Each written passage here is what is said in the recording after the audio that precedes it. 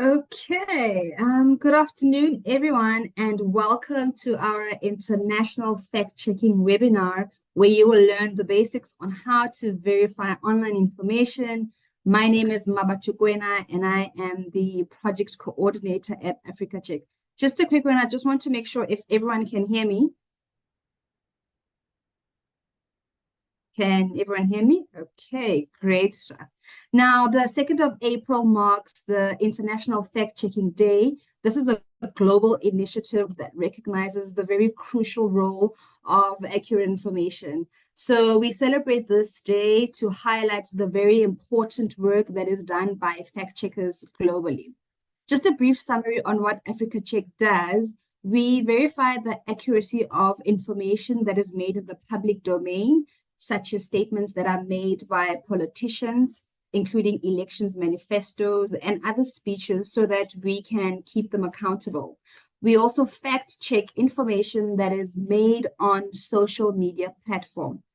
It is very important, again, for all internet users to be able to identify and curb the spread of dis and misinformation. Now, as fact checkers, we can't verify all the possible false information that is out there on our own. And we believe that with the few skills and tools that you will learn today, anyone can be a fact checker, and that will be the focus of today's session. Please just note that this session will be recorded for quality purpose control.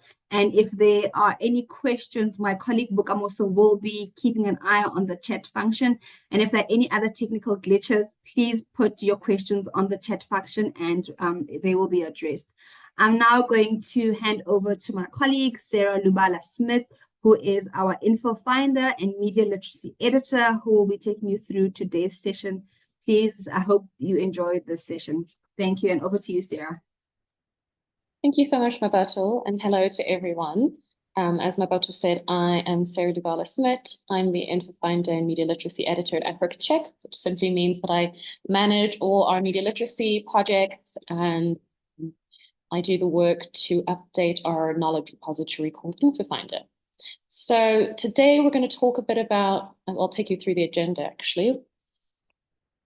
So let's start with.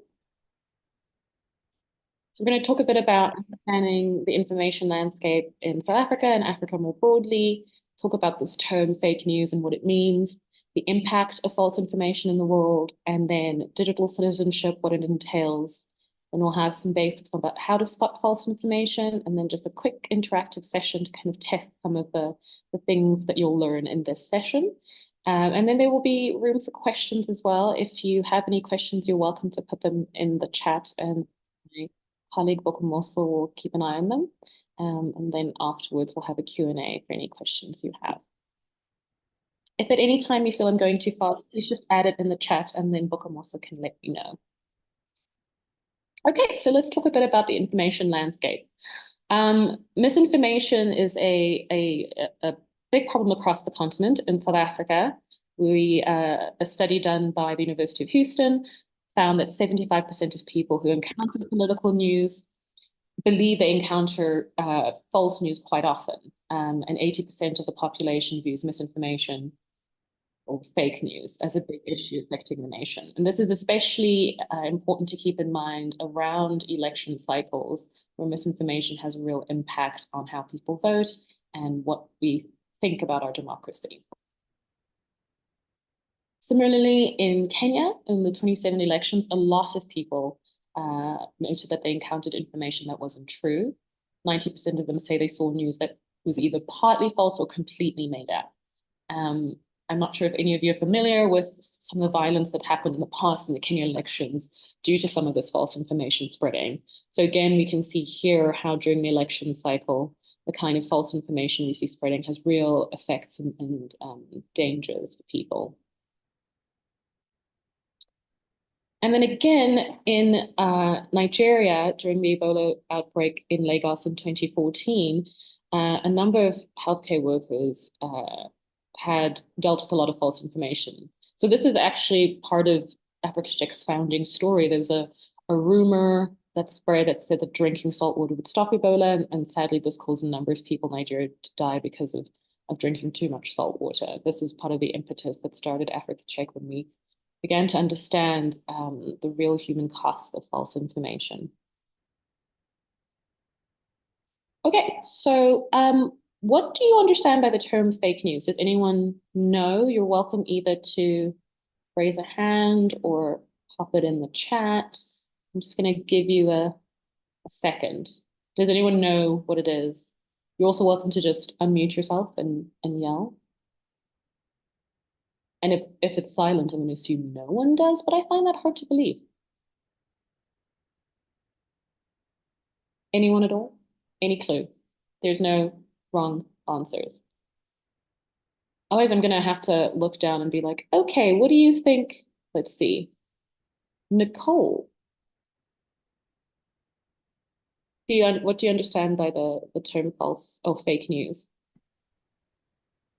Hi, can you hear me? Yes, yes. So yeah, essentially exactly what it says on the pack.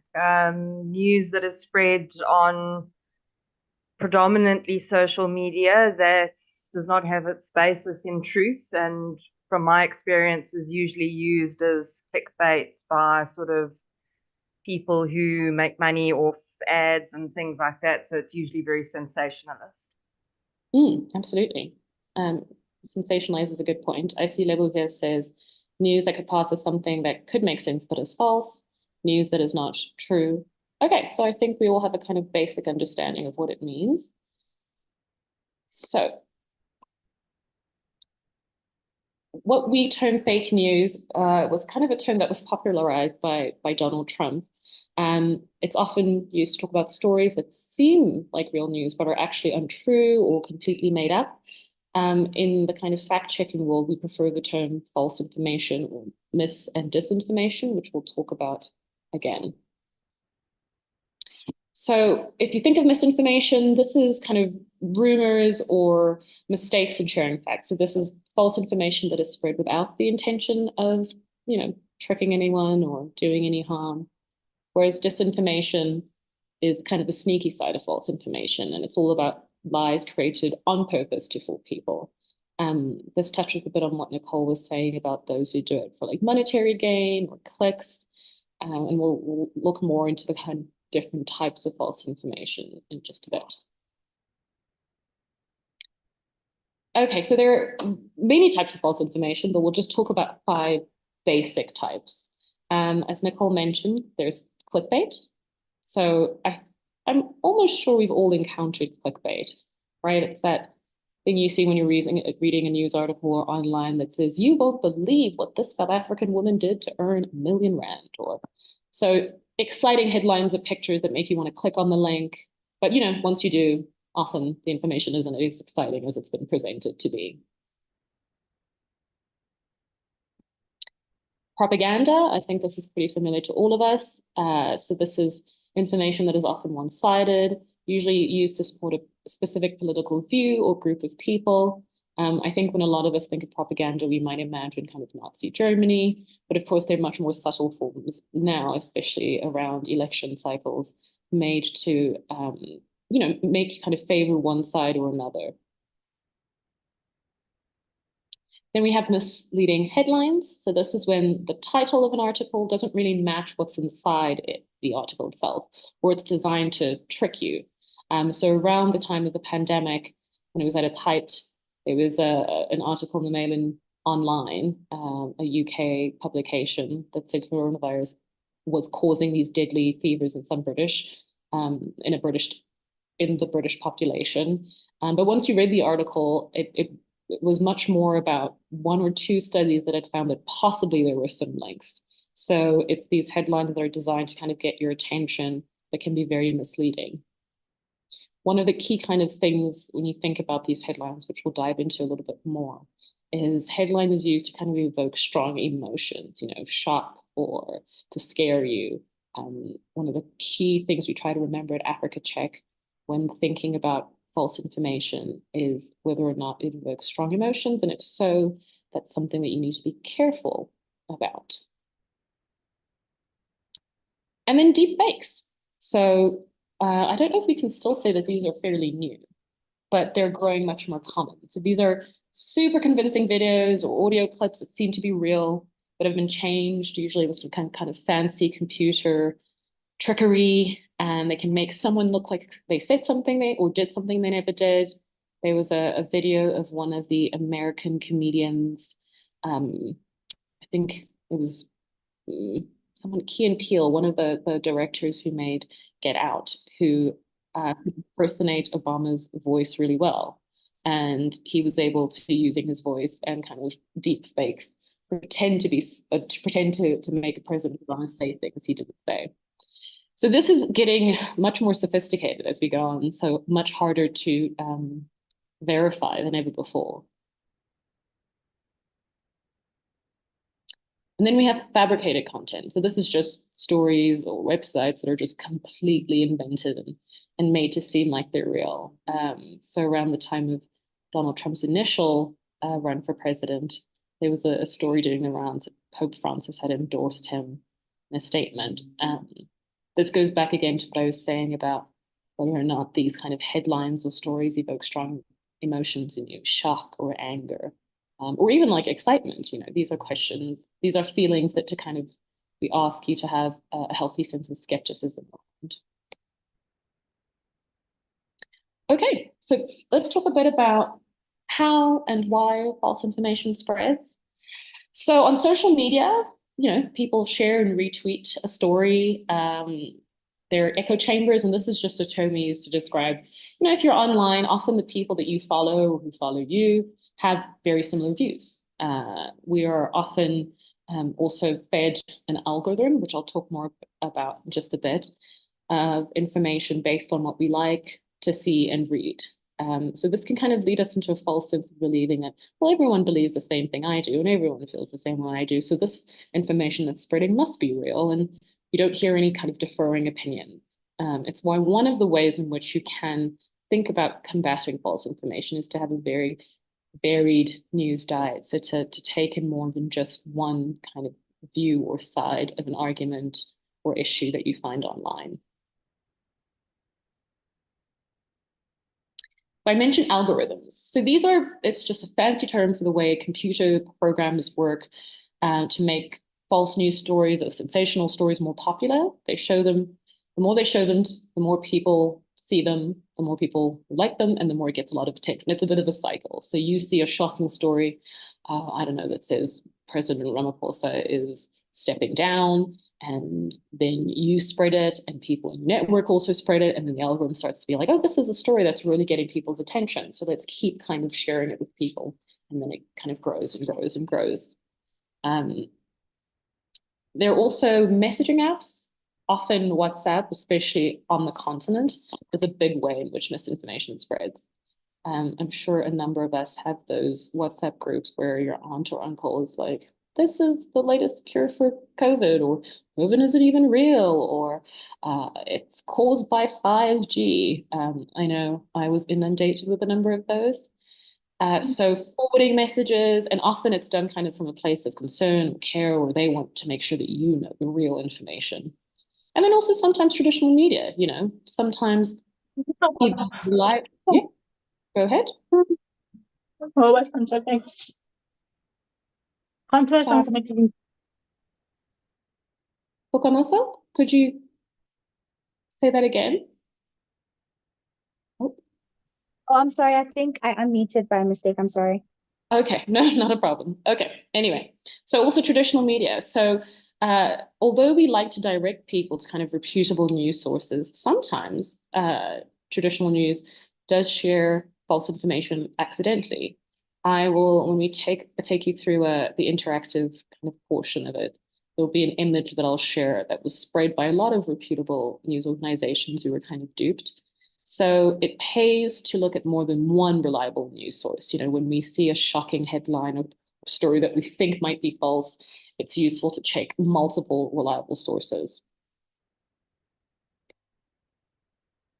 So here's a graph that kind of indicates how this sharing starts, right? So, someone sees false information, and then if it matches their opinions, they might believe it. This is what I mean by the echo chamber, but also this thing we call confirmation bias, which is we tend to believe articles that already confirm our previously held beliefs. And then if they don't find it, they could find it shocking, or, it could evoke strong emotions in them. So they send it to others to engage with the story. What do you think? Is this real? Oh my God, can you believe it? Other people react in different ways. Some are angry, some are shocked, but then they also want to share it with those in their network. And they trust the sender, right? When Auntie, sends you a WhatsApp, she means well. And then someone new sees it, and on the cycle goes. I'm going to just give a minute so you guys can get a good look at the graph before we move on. And this is also a good time to see if anyone has any questions at this point. You can just put it in the chat. I'm keeping an eye on it as well. Okay, let's move on. So here's a bit about the psychology behind why it spreads. As I mentioned, confirmation bias is a term that we discuss when we talk about the spread of false information. And it simply means that people like to hear and read stories that already confirm what they believe. So if you have I don't know, pre-existing belief that the president is terrible, any story that confirms that, whether true or not, is going to be something you are likely or want to believe. And then there's what we call cognitive ease. And this is because false information usually gives us easy answers to hard questions. So when we think about the kind of misinformation, for example, that spread during the COVID pandemic, all these kind of grand conspiracy theories that objectively seem crazy, but they're a very simple way to explain a very complex problem. People were scared. We'd never heard of this virus before. People at first didn't understand how it came to be. There were all sorts of stories about being created in a lab, or being made by Bill Gates somewhere, being funded by the Chinese. These are just ways in which our brain seeks a much simpler answer that we can grasp to give us a sense of control over what feels like an uncontrollable or scary situation. And then we talk also about emotional engagement. So this is what I meant by, content that makes you feel really strong emotions, like fear or anger. Those tend to get shared most often. There are some reasons why people share it as well. So there's political gain. People might do it to make other, opposition leaders look bad. I think, especially now as we think about the South African elections, we have let's talk about our one major party, the ANC, often kind of pitted against the other party, the Democratic Alliance. And a lot of the work they do seems to be, well, this is how they're failing us, and this is what they did, and look at this news about how this particular political leader did these bad things, and that's why you should vote for us, and on it goes. And then there's also financial incentives. So if you share shocking information on your website, people are more likely to click on it, and you can have ads there that people see, and you get kind of advertising revenue. So there's also a monetary incentive for sharing false information. This is especially true for people who work in the kind of field of disinformation. And that, again, as I mentioned, is intentional sharing of false information to do harm. Social influence. We see this especially with kind of younger generations on social media. You want to share something so you can be the first person to know it. You have the inside information, you're exclusive. You want to look impressive to others. And then, of course, malicious intent. So that's, if we think about the news around how Russia interfered with the American elections, for example, sometimes there is intent to cause harm and confusion. This is why it's especially important to think about how to combat false information during elections and any kind of sensitive period that might affect our democracy. Some implications. Well, it does great harm to the public. I shared some examples of what it did in terms of the COVID-19, in terms of the Ebola virus in Nigeria. Similarly, we found working and fact-checking during the COVID pandemic, it caused real health crises. People who had COVID didn't believe they had it, or didn't believe that the vaccine would cure it. And so they didn't go vaccinated and got very ill. I saw personally in my own family, members who very much did not believe the virus was real and then got sick. And then, of course, there's election interference and violence. As I mentioned in the Kenya elections, similarly, I'm from the Democratic Republic of Congo, where often elections are contested and can lead to a lot of political violence. So that's, I think there was an article recently, and I'm using South Africa as an example because that's where I'm based, but about questions around whether the IEC, the Independent Electoral Commission, is independent. And that kind of news and information can be quite scary, because how do we then trust that the people we elect are in fact rightfully in those positions? Similarly, there's a story in the Gambia, in Gabon, the president there had a stroke, and he appeared on kind of national television post-stroke. And because he looked, his facial expressions looked quite different because of the effects of the stroke, many in the public thought he'd been replaced by a bot or AI. And so it actually led to a coup, because people mistrusted that this was their president. They assumed he died or been replaced some time ago. So really there are incredibly dangerous effects of the false information. And then, of course, there's the erosion of trust. So if we can't trust our news sources, or we think we can't trust government because of conspiracy theories that are spread about how they can't be trusted, or in the case of COVID, when people didn't trust the World Health Organization, it can be very dangerous then to point them to reliable, reputable sources of information so they can make the right choices about their health and lives.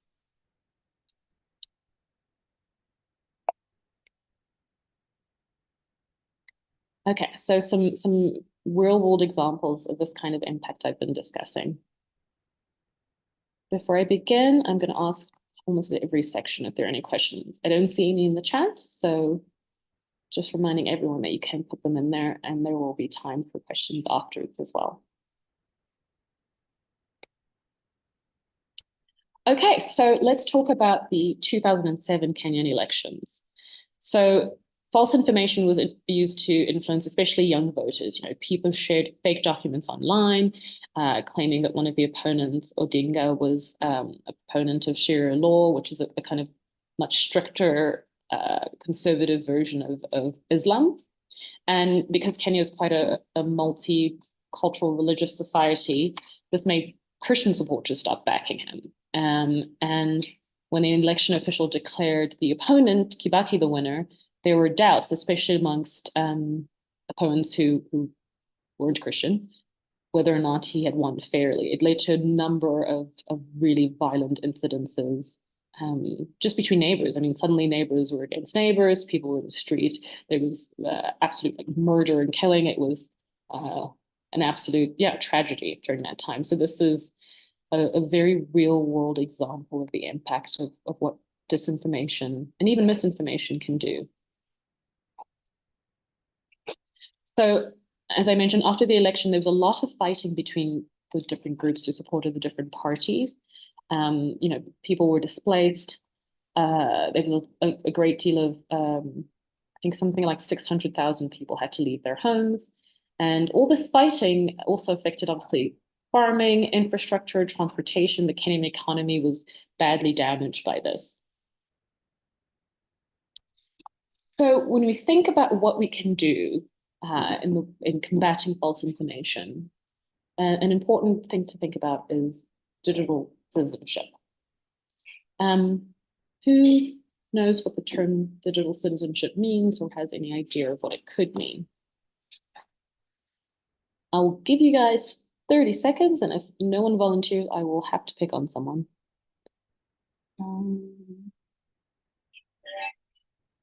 Let's see. Peter?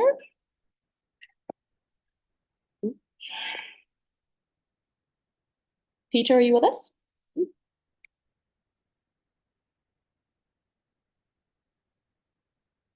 Okay, no answer from Peter. So let's see. How about Duncan? Oh, Peter, users of the internet. Yeah, that's one. Yes, absolutely. That's one answer. Duncan, do you have any thoughts? What do we mean by digital citizenship?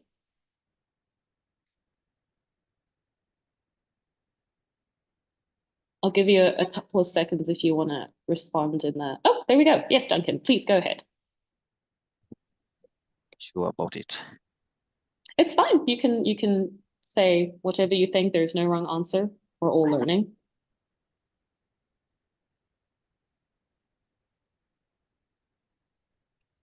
It is the ability to participate in political adventures of certain countries. Okay, yeah, I think that's part of it. And Nicole says, I would think it's about the role we play as human beings in the digital space, in the same way as we would play a role in a country. That's a really useful way to look at it. And then Lulu says, when you participate in politics or news in a country from a digital online point of view. Okay, so I think you've all kind of noted the kind of civic or political dimension of what digital citizenship means. So let's go to definition. Thanks, Duncan. If you want to mute yourself again, you're welcome to.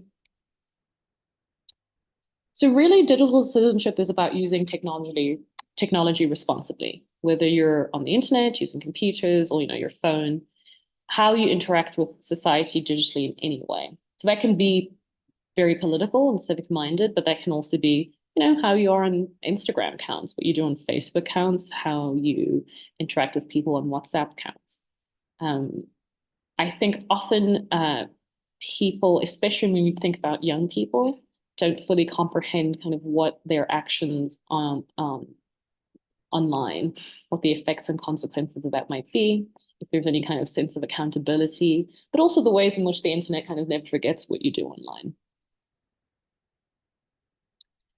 So here are some responsibilities when we think about being a responsible digital citizen. The first is to think critically. And this is what I mean when I refer to having a healthy kind of skepticism. It's also about keeping and knowing how to keep your information private and secure. It also has to do with copywriting. So respecting others' ideas and creations, and essentially just knowing how to behave online. Part of that means being aware of the digital footprint, realizing that everything you do online is recorded and can stick around forever. When we work with high schoolers especially, we try to remind them, before you go out there in university or you're going to go for job interviews, you need to remember that whatever you decided to post on Instagram or TikTok can be found. People do background searches and research, and your name can be Googled. And what does that mean?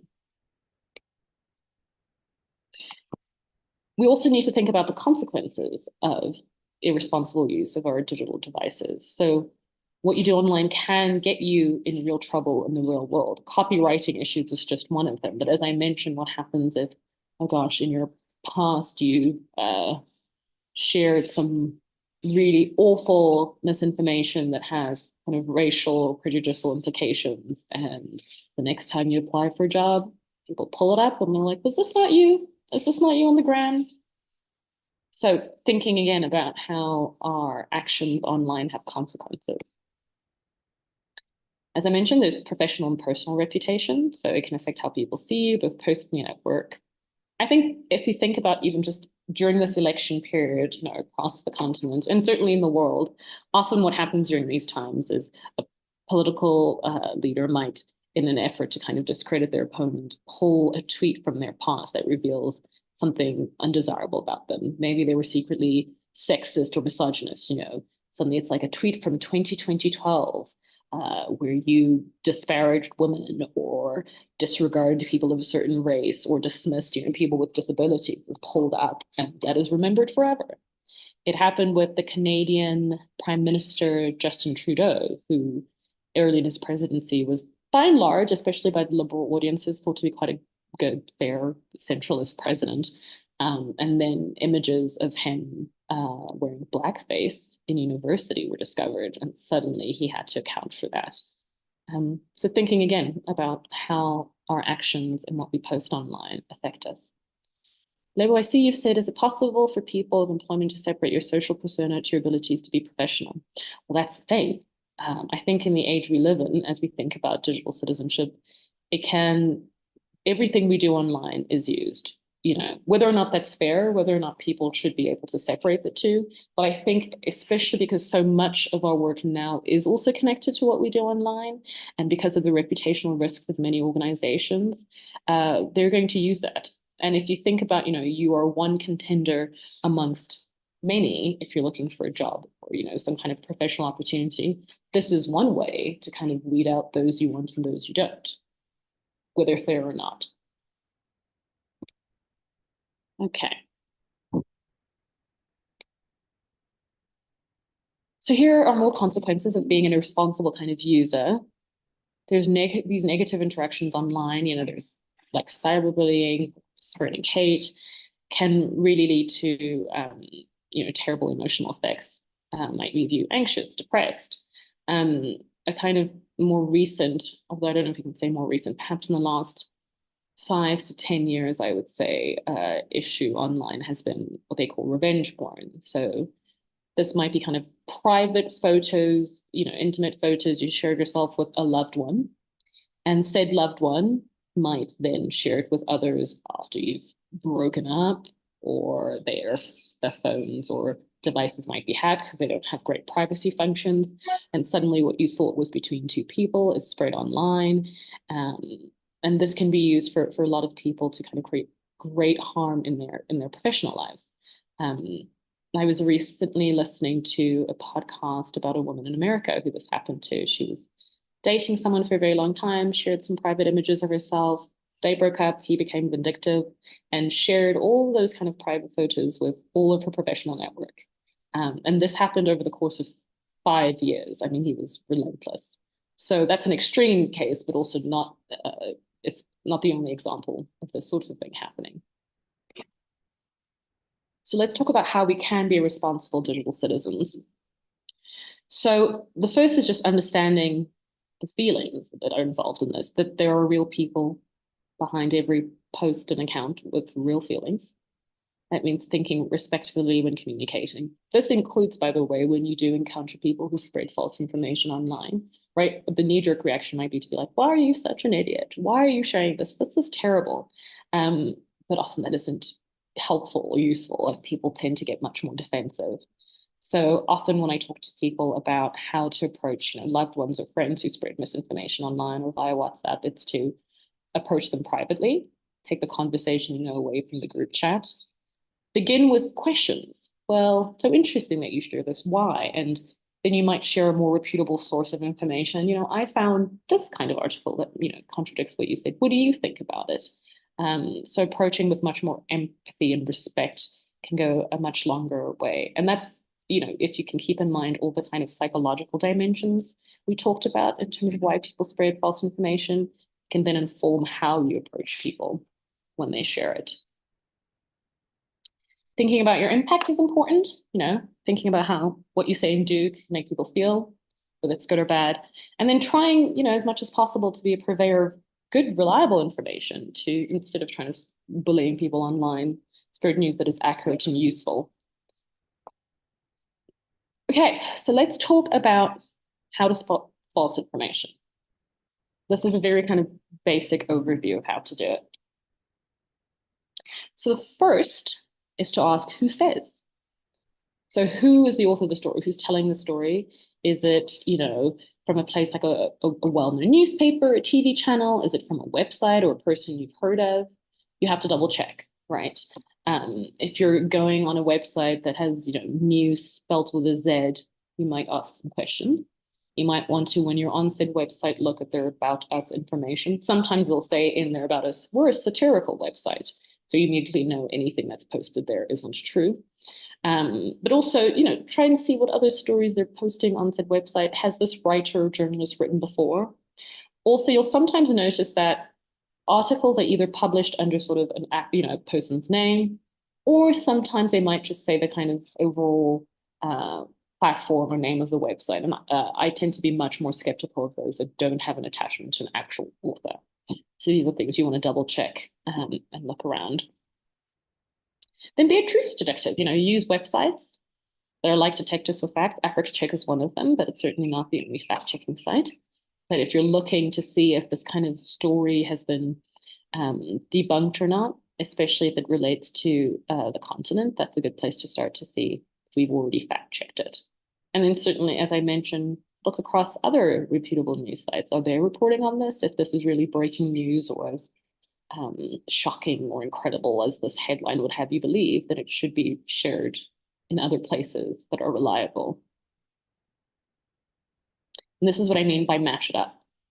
You need to see if other news sites are telling the same story. If it's true, newspapers like the Sunday Times in South Africa, but certainly you can think about the New York Times or the Mail and Guardian or whatever kind of reputable news sites in your own country say. Generally, they'll all be talking about the same thing and reporting on it similarly. And proof. Ask for proof, look for proof. Clues that prove it's true. True stories usually have facts in them. They're not just kind of words someone has written. They usually have an expert or use statistical numbers. So when you're reading the article itself, you kind of look for those kind of clues or the story or the image. Think about, again, what evidence there is for what they're saying. And you can also verify that. So if they do mention some facts or numbers, you might then go and Google and verify if that's true. If suddenly there's an article that says, I don't know, unemployment in your country has miraculously dropped by 20%, well, what does the statistical agency in your country say? Are other news sites reporting on this? Because this would be pretty important news. So things to think about, especially during an election cycle, because this is the sort of information, around service delivery and governance that gets published quite regularly. So worth thinking about. Ephraim, I'm just quickly looking at some of the questions. We will share the PowerPoint presentation, absolutely. Label asks, do we also have to look out for which political parties fund certain news sites when it comes to news being spread, especially during election time? That certainly doesn't hurt. That is a very useful way in which to determine bias, right? That's one way that we identify whether something is in fact true. Every article, every piece of news, every content that is shared has some bias inherent in it. But there is a much more pronounced bias if a political party might want to share news that makes them look better or a different party look better. So that's very useful. Yes, absolutely. Look to see if political parties fund news sites and if those news sites then tend to publish only favorable articles about that party, makes you think twice. Thank you for pointing that out. No mistakes allowed. So real news stories don't have a lot of spelling errors generally. They're editors to kind of make sure that doesn't happen. So things like spelling mistakes, question, and the things they write about should be about things that have happened recently or now, right? They're not kind of saying, they're not dragging up a conspiracy story about something that happened some time ago.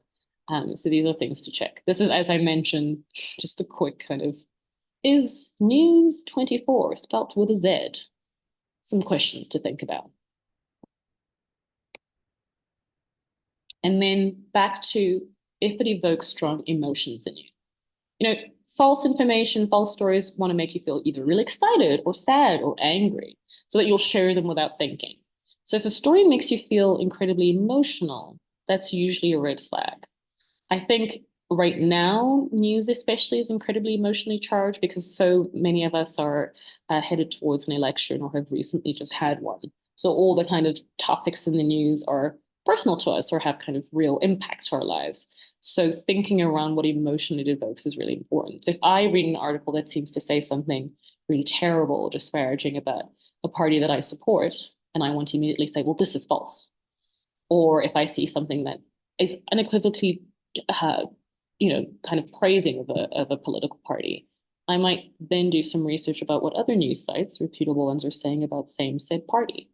Africa Check has actually done a good job in terms of, at least in South Africa, of reviewing political manifestos to see what are based in truth, what promises or claims they make and whether they're real. Ephraim says, is information overload a burden for journalists? Yes, I imagine it's a burden for more than just journalists. I think it's a burden for anyone who consumes the news regularly. Part of being a responsible digital citizen, actually, and this is a good point, is also thinking about, again, the kind of emotional cost and impact of it. I'm a big advocate of taking regular breaks where possible from the news, but also keeping in mind that perhaps, yes, the news I'm reading right now is influenced by how I've been overloaded by it and I need to step away for a moment. Those are all parts of thinking about how to engage with information responsibly. Alrighty, so I want to play a video for you. Let's see if this will cooperate. So this is just a video that was created by Africa Check about how to verify images online and videos. Google reverse image has changed slightly since this, but the kind of basic instruction remains the same. Okay, so I'm going to ask Bokamoso. I'm going to play this, and if you can't hear it, just let me know, and I will then just go directly to the YouTube channel.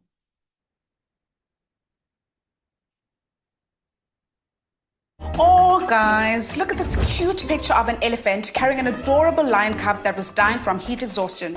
Animals are so kind to each other. It literally makes me so emotional. Sorry to burst your bubble, but this photo is in fact a Photoshop composite made up of 3 separate photographs. That's messed up. They say, seeing is believing. But in the age of fake news and false information, we need to be more and more careful about trusting our eyes.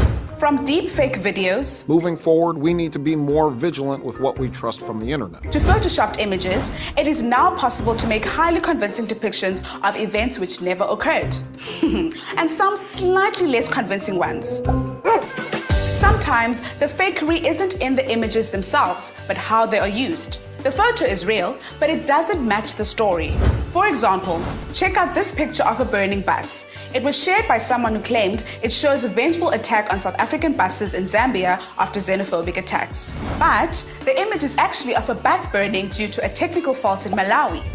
Sometimes videos from different countries can cause panic and raise tensions. For example, a user posted this video to Twitter saying this was the situation right now in Jozi, at the same time as widespread xenophobic attacks were actually happening in Johannesburg. But the video is actually from a fire that broke out at a coaching center in Gujarat, India. And while users were quick to point out that there's no such building in Johannesburg, this didn't stop the video from getting more than 200,000 views. So how can you tell if a video or image is true or false? Here's a few quick steps to verifying videos or images. Step 1.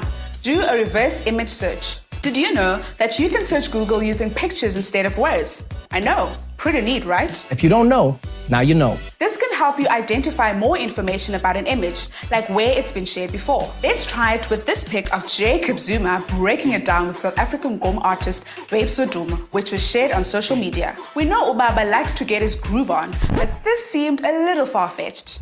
Start out by saving the picture file or web address to your phone or computer. For videos, pause the video and screenshot a clear frame. Then jump into Google Images, and if you're on smartphone, you'll want to use your browser menu to request the desktop site. Now, you should see this small camera icon which will enable reverse image search. Upload the picture or paste in the image URL and press search. As you can see, the results quickly reveal that the image shared is a fake composite of 2 photographs. Another great reverse image search tool to try is TinEye. The results can be sorted so the earliest version of the image found online shows up first, which quickly reveals the original photograph was manipulated.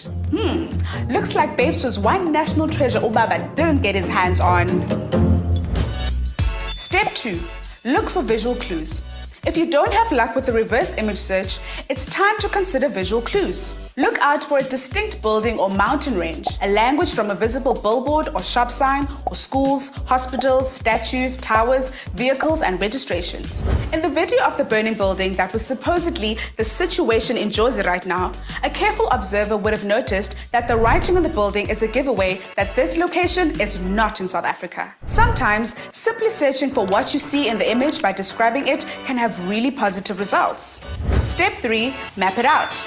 You can use mapping tools to look for unique features to find a photo or video's exact location. The BBC Africa investigative team was able to work out where a video was from in this way. The first 40 seconds of the film capture a mountain range with a distinctive profile. Close to the town of Zelevet, we found a match for the ridgeline. Wikimapia is a community mapping project that collects information about places on the globe. For example, a search for churches in Windhoek will bring up a comprehensive list. Browsing through these might help reveal the location of your image. And lastly, another thing to watch out for is that the screen grabs of websites can be easily manipulated. Say edit text and you can change it to whatever you want. Anything you want, and we're going to change it to cookies. All of this can be quite a lot to take on board, but just remember to visit africacheck.org for more tools and detailed guides on all of these techniques. The team is here to help you sort fact from fiction. Okay. Great. Let's go next. Ooh. Okay, so we're going to have a quick little interactive session where we're going to see if you can tell which of these stories and tweets or images are true or false. Again, you can kind of post in the chat, or I will pick on people. Okay, so here's one from South Africa. And it says it's by Donald Trump, and it says South Africa has the biggest unemployment rate in the world, #unemployed SA. The South African president is failing to deliver. Instead of creating a new job for the unemployed, he's busy stealing money from his own people. South Africa has no president, #unemployed SA. So what do you think? Real, false, and why? I'm gonna give you a couple seconds. Okay, who can I ask? Primrose. What do you think? Okay, let's look in the chat. Okay, so here are some answers. We have false by Dr. Catherine. I'd like to know why you think that. Definitely not posted by Donald Trump, that's for sure. False because while Trump is an idiot, he isn't that much of one. This account is not verified. Thank you, Daniel. I think false, the Twitter handle looks a little funny. Can't be him. Okay, so for those of you who haven't given a response as to why you think it's false. So for example, here, Dr. Catherine, you say it's false. Why do you think that is? Twitter handle for Trump is incorrect. Absolutely. Unverified Twitter account says, Nicole, Donald Trump generally would not be concerned about South Africa's affairs. Yes and no. I mean, I think for a time he was on the news talking about the farm murders in South Africa and had suggested that he would open up a kind of a line for farmers who were looking to immigrate to South Africa because they were being, to America because they were being persecuted here. But yes, generally his feed's not going to be about South Africa. The grammar, yes, that's a very good point, Peter. That's something really important to notice. So you've all pointed out really useful things, right? So oh gosh, sorry. Why is this now acting crazy? Where's the kind of verified tech on Twitter or X, although this gets more complicated now because it's something you can buy now that Elon Musk has taken over. But certainly thinking about, look at what else this account has posted. It's also interesting because this only has 95 likes and 38 retweets, which surely if this were like the real Donald Trump, one might have more engagement. Grammar is really bad. Trump is bad on grammar on a good day, says Dr. Catherine. Yes, but generally speaking, someone would have ensured that this was spelled correctly. But it's one, even in the case of anyone who's not Donald Trump, way to verify whether something is real or not. If a kind of political pundit is writing a tweet that has terrible spelling, one might have to ask a question. When he says the South African president is failing to deliver instead of creating a new job, that seems like a very glaring error. Okay, I think you've all pointed out something very useful. Also, as you said, the handle, Donald small j Trump. So these are things you can also verify. Okay, let's move on to the next one. Throwback to Kofefe. Yep. And Nicole says the phrase he was busy stealing is very South African. Absolutely. So even looking at kind of like tone, spelling, and forms of expression, right? Is this something that an American would say, really? I don't think so. Why are there capitalizations in biggest unemployment rate and then suddenly everything else is small? So all things to question. Thank you, Nicole.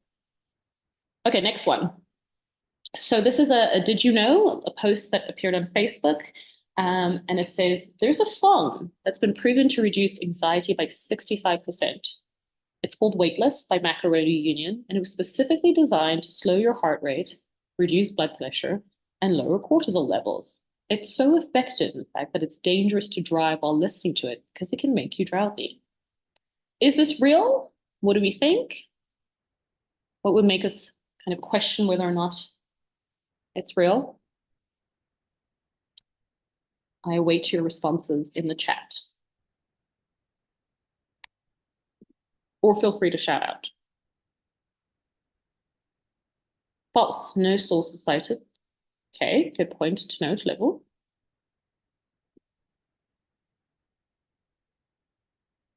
Anyone else?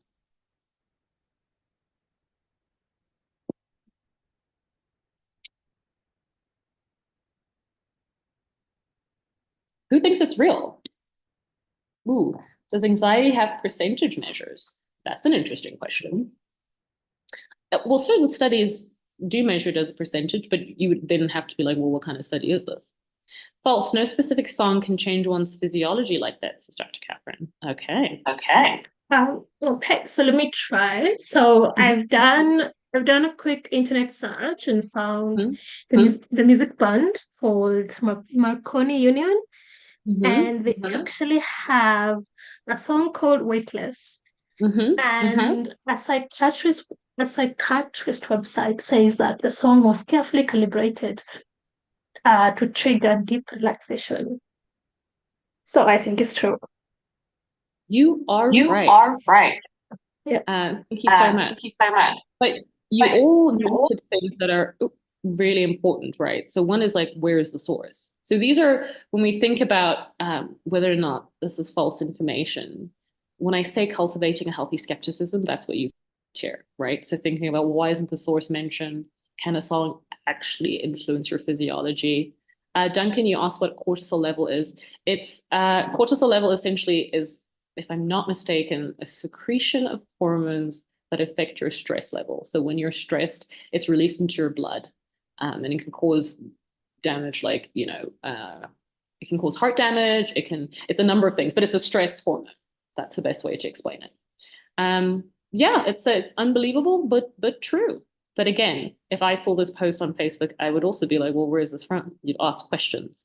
Is Macaroni Union real? What is the study? And then once looking online, is it a reputable site that's talking about this? But yeah, strange, but true.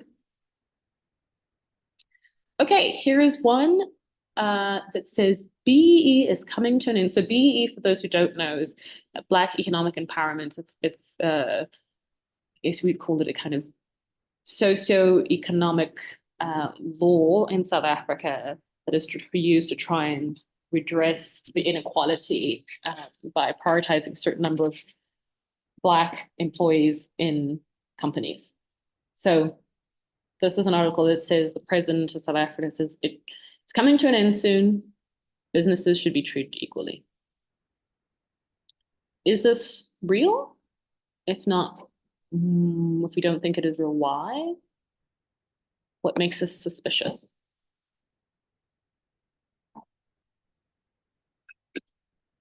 Okay, Hannah says, I don't think it's real. The punctuation is off. Cool, absolutely. Point out punctuation. Anyone else?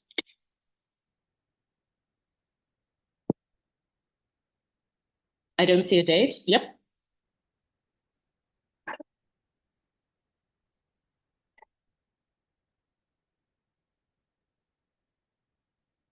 Can be real because BE legislation was amended to triple BE.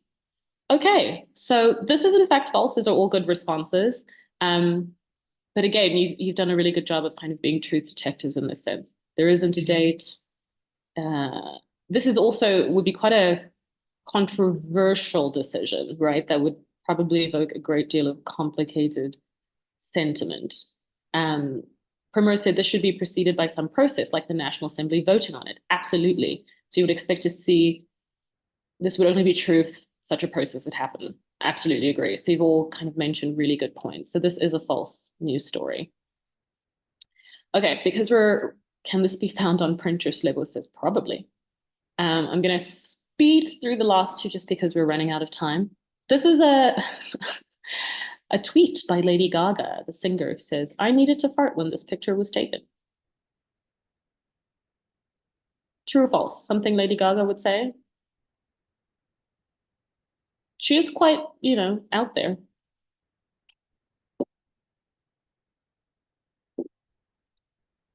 I'm going to let you think about that one. Ooh, true. I think she would say it. She is pretty outrageous.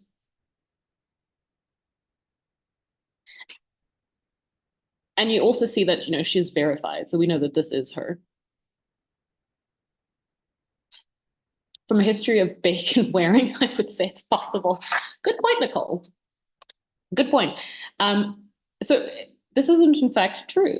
But again, I wouldn't be shocked if I believed it. A check of the account shows that it doesn't have, I think the followers were in the thousands. So this is one good way. You might see, well, it's verified. Well, what else can I do to check? Well, what else has the account posted in the past? Has this account existed for like 3 months? Has it existed for at least the length of time that Lady Gaga has been popular? And then also think of the tone. Is this linked to something she might have posted before? I think you all raise a good point. She's pretty outrageous. So I would definitely be asking questions, but this is false. I'm going to skip ahead to my favorite. So this picture shows the Pope wearing a white puffer jacket. I don't know if some of you remember encountering this. Is this a real photo? Does the Pope have swag? What do we think?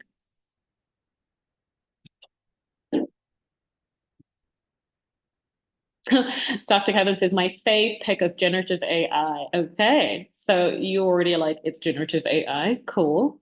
What does everyone else think? Does this look like something the Pope would wear? I mean, it is white, right? It's cold in Italy, presumably. He looks great in it, I think.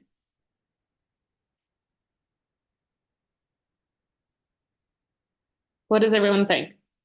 Shall I pick on someone? Let's see. The scroll across the bottom is a bit odd as well. I say false. Odd in what way? Ephraim says seems a deep fake. What do you mean by odd?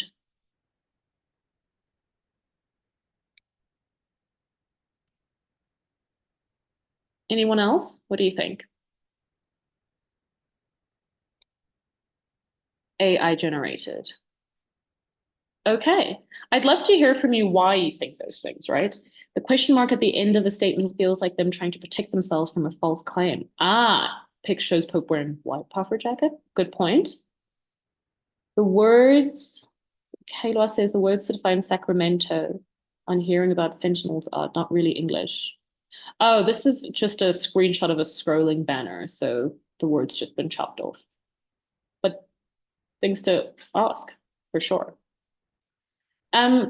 So because we're short on time, deepfake, cool. So most of you have identified that it is false. It is AI generated, although almost a number of reputable organizations, news sites believed it was real. But some of the things we look at, for example, is what's happening with this shadow here on his glasses, right? It kind of falls a bit brokenly, and once you get to this side, it starts to blur quite a bit. So these are questions you might ask. Why does he only have one link to his chain? Where's the other gone? Seems to have completely disappeared. And then also, has the Pope ever worn anything like this in the past? This was one of my favorite AI-generated images too. I fully believed it. And it goes to show also how sophisticated deepfakes and AI-generated images are becoming. So some of the things to think about. Okay, so concluding some of the points we discussed, not everything that's shared online is true. So we learn to question and verify and think critically. Too much shadow effort, yes, that's true. Each of us has the power to stop misinformation and false information by not spreading unchecked stories, especially during this election. And using the tools and tips we discussed, you can all become more responsible sharers of information. Questions? That's my email address if you want to send them directly to me. I'll share it again, and I should also just add a quick slide here to mention that we are on WhatsApp. So if you find a dodgy claim, you're welcome to forward it to us and we'll send back some facts. You can also sign up for a free weekly roundup of the latest misinformation that Africa Check has debunked. So you can sign up either by visiting africacheck.info/WhatsApp. You select the country of your choice and follow the prompts, or you can add the country number of your choice as a contact on your phone and WhatsApp us. So we have it in South Africa, Kenya, and Nigeria. We also share a help desk tip sheet for journalists in those 3 countries, which you can join by going on the Africa Check website. Does anyone have any questions? Last minute comments they want to share, thoughts? Okay, let's see in the chat. Do you think, Lebo has said, do you think sharing fake news should come with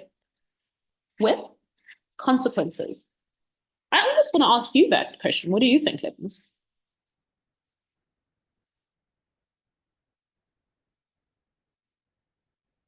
I'm curious to know, yeah, what you think, whether or not it should. Daniel, I will share slides, yes, for this session. I'll make sure it gets to you. I think there should be, sorry, it's Debuya. Go ahead. I think there should be some kind of processes that you can go through to take people kind of to court social media wise. I don't know if that makes sense. I know there was recently a case where someone made AI photos of Taylor Swift in really like lewd positions, and she took those people to court. So I think there should be those avenues available. I know the lawyer Emma Sadlier, she's been kind of championing social media laws. I think perhaps if we can kind of tap into that a bit more, would be grateful. There was another story of a girl who had deep fakes made about her, and she committed suicide as a result of that. So seeing as these do have real life implications, I think it's time that we do move with the times and have the law also move with the times in terms of fake news and internet stuff. I agree, absolutely. I think our laws in terms of what happens digitally are way behind. I think that in general, globally, but certainly on the continent. And I do think there should be real kind of legal consequences for people who share disinformation, especially. So I agree with you. Peter said that the first YouTube video you shared with us in this session, a deep fake. The video on how to verify images and videos? No, that's a video that Africa Check has made as a guide to how to verify, though it does include in it images that were falsified either with Photoshop or other tools.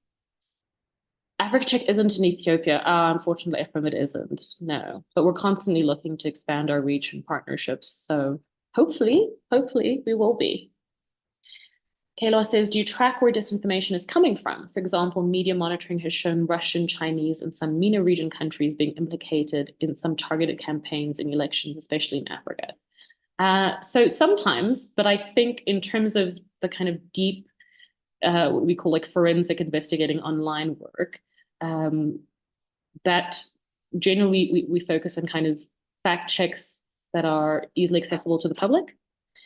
So we haven't done many deep dives into like, this is the region where a lot of this false information is coming from, unless it relates to, a number of false claims that have been made that we fact checked. I'm trying to remember the name of the organization that's based in, I want to say Ghana, that does that. And if I remember, I will send that to you. Anyone else before we wrap up? I think we have maybe a minute more and then we can call it a day. Thank you. Thank you so much, Nicole. Thank you so much for everyone who's attended. As I said, here are the Africa Check WhatsApp details, but I'll send this to you. And if you have questions, that's my email address. Thank you all so much.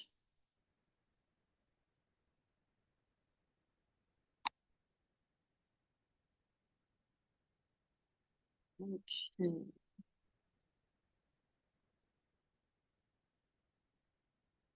Yes, I believe the recording will be shared. Laura? Is Laura still with us?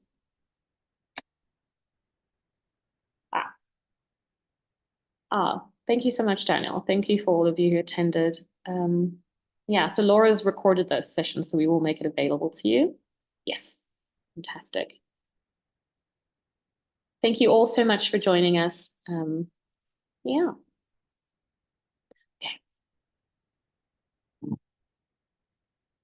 Bokomosa has added you can forward inquiries to info@africacheck.org.